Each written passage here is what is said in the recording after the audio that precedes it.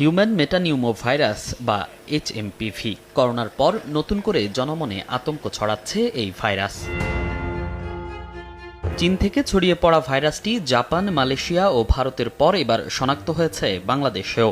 আক্রান্ত নারী সংক্রামক ব্যাধি হাসপাতালে চিকিৎসাধীন। স্বাস্থ্যের উন্নতি হওয়ায় তাকে আইসিইউ থেকে বেডে স্থানান্তর করা হতে পারে।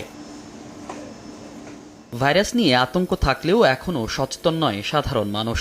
এমনকি অনেকেই তো জানেনই না কি এই ভাইরাস, এর প্রভাবই বা কি। এইসব সম্পর্কে জানিও না এবং এইসব সম্পর্কে আমরা শুনিও নাই।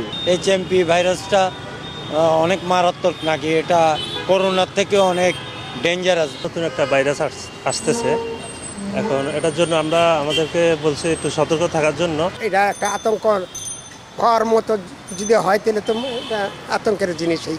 জ্বর, কাশি, নাক বন্ধ হওয়া, শ্বাসকষ্ট এইচএমপিভির সাধারণ লক্ষণ। তবে সাধারণ ঠান্ডাজনিত সমস্যা দিয়ে শুরু হলেও পরবর্তীতে এই ভাইরাসের সংক্রমণে হাসপাতালে ভর্তি হওয়ার মতো পরিস্থিতি তৈরি হতে পারে। প্রতিরোধে মাস্ক ব্যবহার, ঘন ঘন সাবান কিংবা স্যানিটাইজার দিয়ে হাত ধোয়া সহ 7টি নির্দেশনা দিয়েছে স্বাস্থ্য অধিদপ্তর।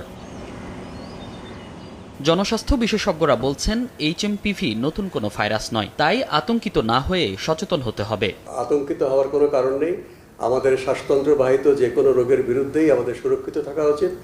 স্বাস্থ্যবিধি মেনে চলা, তারপরে শ্বাসতন্ত্রের স্বাস্থ্যবিধি মেনে চলা, এবং কারো জ্বর হলে যেন গুরুত্ব দেওয়া হয়। এদিন সচিবালয়ে ব্রিফিংয়ে প্রধান উপদেষ্টার বিশেষ সহকারী অধ্যাপক ডাক্তার সায়েদুর রহমান বলেন, এইচএমপি ভাইরাস মহামারী হওয়ার শঙ্কা নেই। সীমান্তে সতর্কতা সহ সরকারের সব ধরনের প্রস্তুতি আছে বলেও জানান তিনি। এই ভাইরাস আমরা জাস্ট সিম্পল প্রস্তুতি আছে, আমাদের ল্যাবগুলোকে আমরা ইকুইপ করেছি, আমাদের কিটস আছে। কোভিড এর সময় আমাদের যে সামর্থ্য করে উঠছে ওটার মধ্যে একটা বড় অংশ এখন নন ফাংশনাল, যেহেতু প্রয়োজন পড়ছিল না, চাইলেই পরে আমরা অন্টো হতে পারবো আর কি যখন তখন, কিন্তু এটা ওই ধরনের কোনো ঝুঁকিই নেই আর। সচেতনতার অভাবে ইনফ্লুয়েঞ্জা ধাঁচের এই ভাইরাসটি করোনার মতোই ভয়াবহ আকার ধারণ করতে পারে বলেও সতর্ক করেছেন স্বাস্থ্য বিশেষজ্ঞরা।